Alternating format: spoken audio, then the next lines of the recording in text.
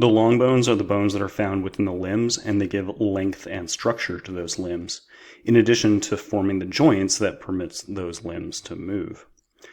Long bones have expanded ends called epiphyses that form joints with other bones.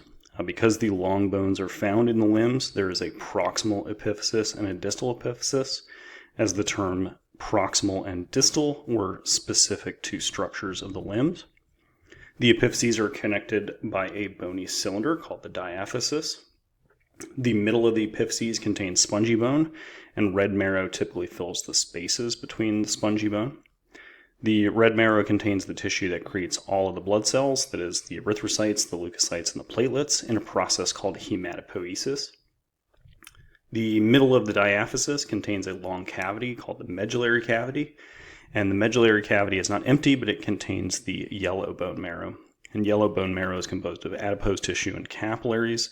The lipids that are found in the adipose tissue can be metabolized for energy, so yellow marrow acts as a lipid storage site for the body. The external surface of long bone is covered by a material called periosteum, which is a dense, irregular connective tissue sheet that anchors blood vessels, lymphatic vessels, nerves, and muscle to the bone. The periosteum also serves as a place of attachment for tendons and ligaments. The external ends of the epiphyses are covered with hyaline cartilage, which is referred to as articular cartilage because it functions to form padding between joints. The cartilage reduces friction and absorbs shock at those joints. The internal surfaces of the compact and spongy bone are covered by endosteum, which is a delicate membrane where bone growth and repair occurs. Figure 6.7 illustrates the basic anatomy of the long bone, which possesses a proximal epiphysis and a distal epiphysis, both of which are connected by the diaphysis. A thin layer of articular cartilage covers the proximal and distal epiphyses, as those ends are the ends that form joints with other bones. Spongy bone will fill the interior of the epiphyses, typically with red bone marrow occupying the space between the spongy bone network.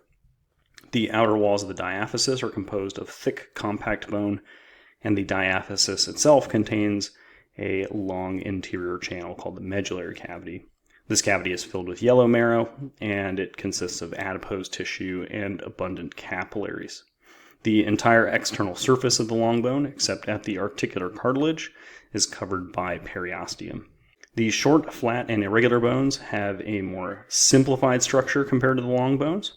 These bones have compact bone on the exterior and interior surfaces. The compact bone surface is covered by periosteum.